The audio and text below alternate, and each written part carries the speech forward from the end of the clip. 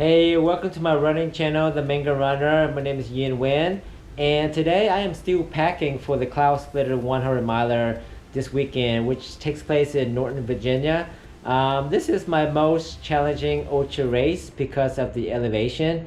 It has roughly about 20,000 feet of elevation climb, and the most I've done is 10,000 feet of elevation climb per day on a day. So this is a challenge for me, but really excited, nervous to see how it's gonna go. And I'm just packing, trying to get ready for the race because it has 3 areas for drop bag, and gonna try to organize and strategize, and we're gonna make a quick video to give you some tips on what I'm doing.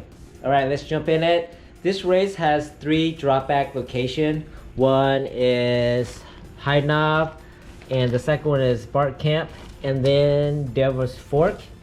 Now the race director just changed the last loop, which is the Devil's Fork, because it's flooded because of Delta hurricane, and it's gonna go to like a new aid station. So I believe it's an out and back, meaning that it's gonna hit this aid station 3 times. The Bark Camp is gonna hit it 3 times, and the High Knob is gonna hit it 4 times. For the first tip, it's gonna be using a sturdy bag. For me, I'm using these kind of duffel bag that I find around the house with a zipper, and this is a lot better than like a plastic bag that you get from like Walmart or Bilo, because those can rip and tear easily, and you don't want to carry those because when they transport this, it's going to go back and forth, it'll be shuffling, and if you have something that's very flimsy, it's going to break and things can pour out, and all your stuff will be just everywhere. You can't really find stuff or know what's going on. So get yourself some of these. You can probably get these for like $1 each at thrift store or Goodwill or something, or if you have it laying around, just use what you have at home. Number 2, if your bags are not waterproof, then get Ziploc bags to put your stuff in. For example, these here, I put the food in there, or my clothes, or any of my electronics, so that way if it happens to rain, then your things in there won't get wet. As long as your bag, if it's not waterproof, then water's gonna get in and all the stuff in there will be wet. So having a Ziploc bag, or in something like a Ziploc bag where water cannot come in, will save your stuff, so when you get there you can get what you need and it's dry.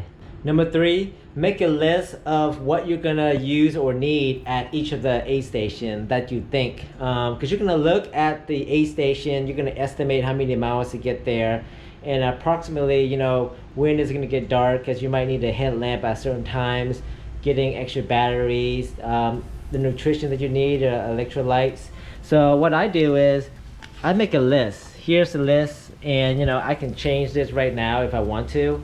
I made it, and I kind of go through the scenario of the time I'm expected to get there, and then I add questions like, do I need a refill gel? Do I need to get my headlamp? Because I'm doing this race without a crew, and I don't have anybody to remind me, so I need to make a list like this, and I'll take this into the race. It's gonna be smaller than this, not this big. And then it has the questions like here at, let's say, mile 40, this is the pace where I plan on getting, then what am I gonna get there, like a protein shake, get my headlamp, flashlight, battery, and I can still add more stuff here to get the final list, and then I would print it out, make it smaller so I can put it in my hydration vest to bring it with me.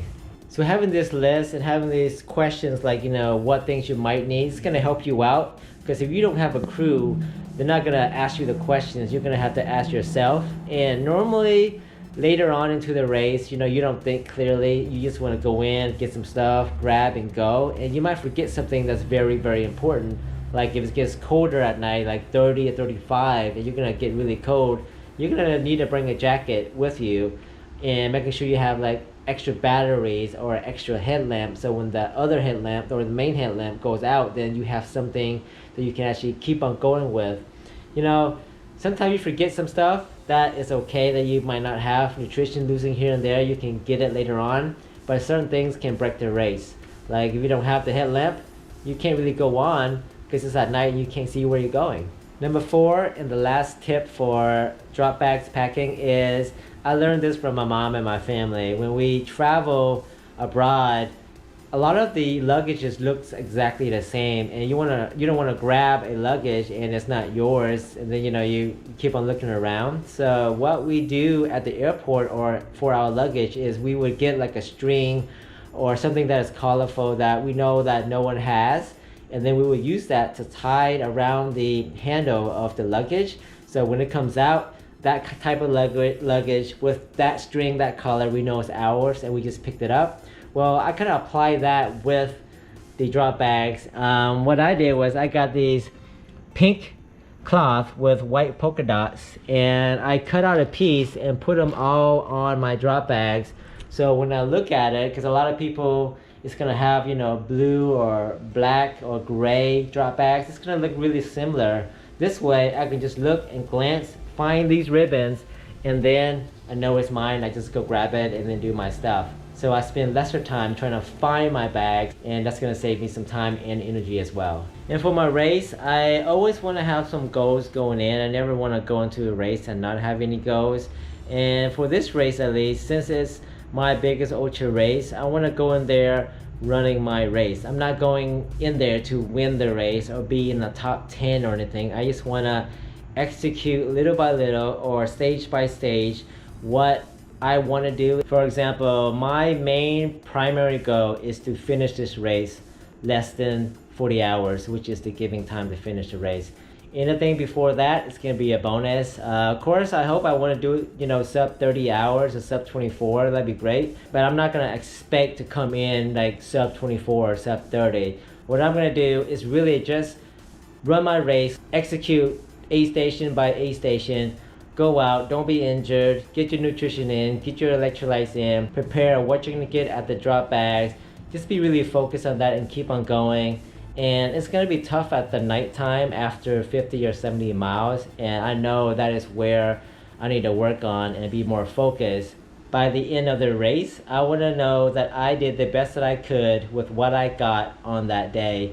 My training hasn't been good or perfect like I planned on because of all the COVID, that canceling all this race and that. So I didn't have a primary race. My primary race was canceled, and I didn't know was this race going to be canceled or not.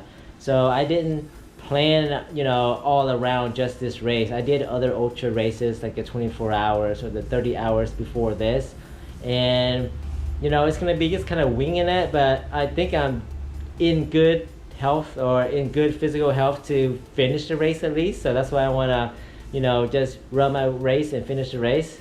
Well, that's why I want to run and finish it, and that is my primary goal. I'll be very happy just to do that and get some points for the UTMB, because that's one of my goal races that I want to do years down. Well, that's today's short video. I hope my packing tip, what I was doing, was helpful. If you have any tips or other ideas, please comment below.